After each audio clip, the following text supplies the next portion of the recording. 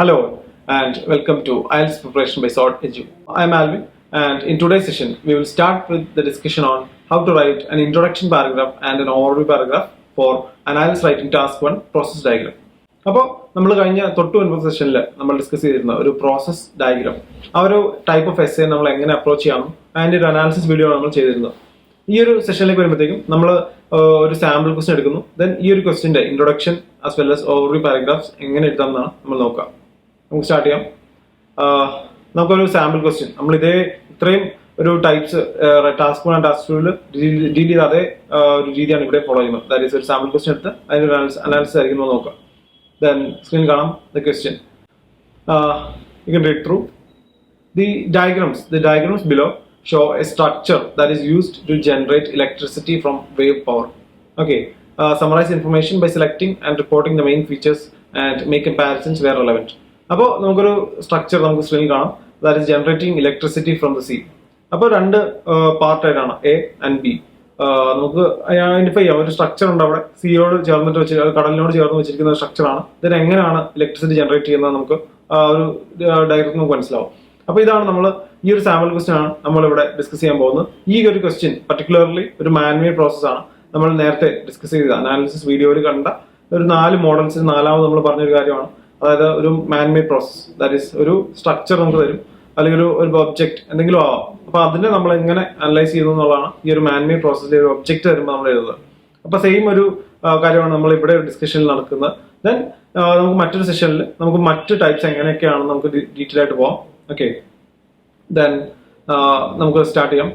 നമ്മൾ ഇതുവരെ ഫോളോ ചെയ്ത അതേ പാറ്റേൺ ആണ് ഇവിടെ നമ്മൾ നോക്കുന്നത്. അതായത് നമുക്കൊരു ക്വസ്റ്റ്യൻ കിട്ടുമ്പോഴേ നമ്മൾ ആ ക്വസ്റ്റ്യൻ ആദ്യം അനലൈസ് ചെയ്യുന്നു. ദെൻ അതിനകത്ത് മെയിൻ ഫീച്ചേഴ്സ് എന്തൊക്കെയാണ്, ഏറ്റവും എടുത്ത് നിൽക്കുന്ന കാര്യങ്ങൾ എന്തൊക്കെയാണ് നമുക്ക് നോക്കണം. ദെൻ ബേസിക്കലി ആ ഒരു സ്ട്രക്ചർ നമുക്ക് സ്ക്രീനിൽ കാണാം. അവിടെ കാണുമ്പോൾ മനസ്സിലാവും ബേസിക്കലി ആ ഒരു സീനോട് ചേർന്നിട്ട് വെച്ചിരിക്കുന്ന ഒരു സ്ട്രക്ചർ ആണെന്നും. ദെൻ ഒരു first figure that is A നമുക്ക് നോക്കുമ്പോൾ മനസ്സിലാവും. സിയിൽ നിന്ന് ആ ഒരു വേവ്സ് കയറി വരുമ്പോൾ ടർബൈനിലൂടെ കയറി ആ ഒരു റോട്ടർ അല്ലെങ്കിൽ ഒരു മോട്ടർ റൊട്ടേറ്റ് ചെയ്തിട്ട് ശേഷം അങ്ങനെ ചെയ്യുമ്പോൾ ഈ ഇലക്ട്രിസിറ്റി ആ ഒരു ബൾബ് നമുക്ക് കാണാം, അത് കത്തുന്നുണ്ട്. ദെൻ അതിന് ശേഷം ഈ കയറി വന്ന ഒരു വേവ്സ് തിരിച്ചിറങ്ങുമ്പോഴും എന്ത് ചെയ്യുന്നുണ്ട്, ഈ ഇലക്ട്രിസിറ്റി വീണ്ടും ബൾബ് കത്തുന്നുണ്ട്. അപ്പോൾ നമുക്ക് മനസ്സിലാവും electricity can be generated when the waves are rotating are entering the turbine and also when they are receiving. Okay, അപ്പോൾ ഇതാണ് നമുക്ക് ഈ ഒരു ഫിഗർ നമുക്ക് മനസ്സിലാവുന്നത്. ഇതിന്റെ ഒരു വർക്കിംഗ് ഇതാണ് നമുക്ക് മനസ്സിലാവും. ദെൻ നമുക്ക് ഇതിന്റെ മെയിൻ 2 ഫീച്ചേഴ്സ് ഏതൊക്കെയാണ് നമുക്ക് നോക്കാം. നമ്മളിവിടെ യൂസ് ചെയ്യാൻ പോകുന്ന 2 ഫീച്ചേഴ്സ് ആണ്. The first one that is electricity is generated as the waves flows into the structure, that is as shown in diagram A. And the second feature is electricity is also created as the receding wave draws the air back into the column. Okay, ഈ 2 features ആണ് നമ്മളിവിടെ use ചെയ്യാൻ പോകുന്നത്. That is electricity കയറുമ്പോഴും അല്ലെങ്കിൽ waves കയറുമ്പോഴും electricity generate ആവുന്നുണ്ട്, അതോടൊപ്പം waves റിസീഡ് ചെയ്യുമ്പോഴും electricity generate ആവുന്നുണ്ട്. ഇതിനെ ബേസ് ചെയ്തിട്ടായിരിക്കും നമ്മൾ പാരഗ്രാഫ്സ് പോവാം. നമ്മുടെ മോഡൽ എസ്സേ സ്ട്രക്ചർ സ്ക്രീൻ കാണാം.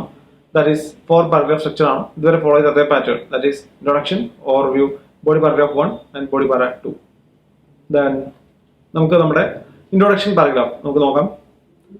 നമ്മൾ ഇതുവരെ ഫോളോ ചെയ്ത സെയിം പാറ്റേൺ ആണ്. That is introduction is just the paraphrasing of the question sentence. Question എന്തായിരുന്നു? The diagrams below show a structure that is used to generate electricity from waves. അപ്പോൾ ഇതാണ് നമ്മുടെ introduction paragraph ഉണ്ടായിരുന്നത്. ഇതാണ് നമ്മുടെ question paragraph. Okay, then നമ്മൾ എങ്ങനെയാണ് introduction ചെയ്തതെന്ന് നോക്കാം. The two diagrams illustrate a method of creating electricity from the force of waves using a specifically designed manmade construction. Okay, അപ്പോൾ ഇതാണ് നമ്മുടെ ഇൻട്രൊഡക്ഷൻ പാരഗ്രാഫ്. അത് എങ്ങനെയാണ് ഫ്രെയിം ചെയ്തിരിക്കുന്നത് നോക്കാം. ദ ഡയഗ്രാംസ് ബിലോ എന്നൊക്കെ പറഞ്ഞ ഒരു ക്വസ്റ്റ്യൻ നമ്മൾ എങ്ങനെ മാറ്റി, ദ 2 ഡയഗ്രാംസ് ഇലസ്ട്രേറ്റ് എന്നുള്ള രീതിയിൽ മാറ്റി ഒരു പാരഫ്രൈസിംഗ് നടന്നു. Then show a structure that is used to generate electricity from waves എന്നുള്ള പകരം നമ്മൾ എന്ത് ചെയ്തു, a method of creating electricity. Okay, a method of creating electricity from the force of waves. From waves എന്നൊക്കെ പകരം from wave പവറിന് പകരം നമ്മൾ എന്ത് ചെയ്തു, from the force of waves എന്നൊക്കെ രീതിയിൽ പാരഫ്രൈസിംഗ് നടത്തി. Then using a specifically designed manmade construction. അപ്പോൾ ഈ ഒരു സ്ട്രക്ചർ എന്നൊക്കെ പകരം ആ ഒരു വേർഡ് നമ്മൾ എന്ത് ചെയ്തു, സ്പെസിഫിക്കലി ഡിസൈൻഡ് മാൻമെയ്ഡ് കൺസ്ട്രക്ഷൻ എന്നുള്ള രീതിയിലേക്ക് മാറ്റി. അപ്പൊ ഇങ്ങനെയാണ് നമ്മളൊരു പാരഫ്രൈസിംഗ് നടത്തിയത്, ഒരു ഇൻട്രൊഡക്ഷൻ പാരഗ്രാഫ് ഫോർമാറ്റ് ചെയ്തത്. അപ്പോൾ ഇതാണ് നമ്മുടെ ഇൻട്രൊഡക്ഷൻ പാരഗ്രാഫ്.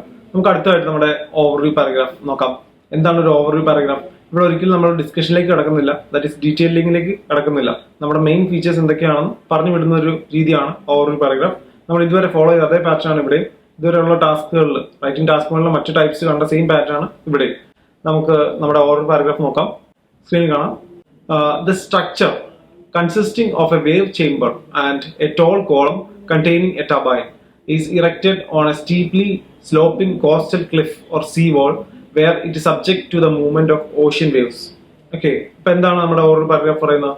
ദ സ്ട്രക്ചർ അതായത് നമ്മുടെ ഒരു machine, it has two wave chambers. It consist of a wave chamber and a tall column containing a turbine. അപ്പൊ ഒരു സ്ട്രക്ചർ നമ്മളൊന്ന് ഡീറ്റെയിൽ ചെയ്യാണ്. ഇനീഷ്യലി നമ്മൾ ഈ ഒരു പാരഗ്രാഫിൽ ആ ഒരു സ്ട്രക്ചറിനെ ഒന്ന് ഡീറ്റെയിൽ ചെയ്യാണ്. അതായത് ഇതിനൊരു വേവ് ചേമ്പർ ഉണ്ട്, അതുപോലെ ഒരു ടോൾ കോളം വിത്ത് ടർബൈൻ ഉണ്ടെന്നൊക്കെ പറയാണ്. ഇതൊക്കെ നമുക്ക് വളരെ വിസിബിൾ ആണ് ക്വസ്റ്റ്യനിൽ നിന്നും. അപ്പൊ അത് നമ്മളൊന്ന് പാരഗ്രാഫിലേക്ക് അല്ലെങ്കിൽ ടെക്സ്റ്റിലേക്ക്, വേർഡ്സിലേക്ക് ഫോർമുലേറ്റ് ചെയ്യുന്നു എന്നുള്ളതാണ്. ഓക്കെ, അപ്പൊ നമ്മൾ ആദ്യം പറഞ്ഞു it has a wave chamber എന്നുള്ള ഇത് പറഞ്ഞു. Then it has a tall column containing a turbine and is erected on a steeply sloping coastal cliff or sea wall. അപ്പൊ അത്രയും നമ്മൾ ഡിസ്ക്രൈബ് ചെയ്യാൻ ഉദ്ദേശിക്കുന്ന ഈ ഒരു സ്ട്രക്ചറിനെ കുറിച്ചാണ്. എന്താണ് ഈ സ്ട്രക്ചർ എന്നും എവിടെയാണെന്നും ദെൻ അതിന്റെ കോമ്പോണൻസ് എന്തൊക്കെയാണെന്നും പറഞ്ഞു വിടുന്നു. Then നമ്മൾ എന്ത് പറയുന്നു? Where it is subject to the movement of ocean waves. അപ്പൊ നമ്മൾ ആദ്യമേ ഒരു ഇനീഷ്യൽ ഈ സെന്റൻസിന്റെ ഓവർ പാരഗ്രാഫിന്റെ ഇനീഷ്യൽ പാർട്ടിൽ നമ്മൾ ഇതിനൊന്ന് ഡിസ്ക്രൈബ് ചെയ്യണം. എന്താണ് ഈ സ്ട്രക്ചർ, ഇതിന് എന്തൊക്കെയാണ് കോമ്പോണൻസ്, എന്തൊക്കെയാണ് ഇതിന്റെ മെയിൻ കാര്യങ്ങൾ എന്ന് പറഞ്ഞു വെച്ചു. എന്നിട്ട് ഇതിന്റെ ഒരു എയിം പറയണം, അല്ലെങ്കിൽ where it is subject to the movement of ocean waves. Okay, അപ്പൊ അത് ഇതിങ്ങനെ വെച്ചിട്ട് മൂവ്മെന്റ്സ് ഓഫ് ഈ വേവ്സ്, ഓഷ്യൻ വേവ്സ് അല്ലെങ്കിൽ ടൈപ്സ് കയറാൻ വേണ്ടിയിട്ട് അങ്ങനെ വെച്ചിരിക്കുകയാണെന്നുള്ളൊരു കോൺസെപ്റ്റ് ആണ്. അപ്പൊ എന്താണ് ഈ ഒരു കാര്യം നിന്ന് ഡീറ്റെയിൽ ചെയ്ത് പറയുകയാണ്, അല്ലെങ്കിൽ ഇന്ന് ഓരോ ഒന്ന് കാര്യം പറയുകയാണ് ഈ ഓരോ പാരഗ്രാഫിൽ നമ്മൾ ചെയ്തത്. ദെൻ നമ്മൾ ഈ ഒരു ഒബ്ജക്ട് അല്ലെങ്കിൽ ഈ ഒരു സ്ട്രക്ചറിന്റെ ഫർദർ ഡിസ്കഷൻ അല്ലെങ്കിൽ ഒരു ഡീറ്റെയിലിംഗ് അല്ലെങ്കിൽ എങ്ങനെയാണ് ഇതിന്റെ വർക്കിംഗ് എന്നൊക്കെ ബോഡി പാരഗ്രാഫിലേക്കാണ് നമ്മൾ ഡിസ്കസ് ചെയ്യുക. അപ്പൊ നമുക്ക് അതൊരു നെക്സ്റ്റ് സെഷനിൽ ഡിസ്കസ് ചെയ്യാം. Thank you.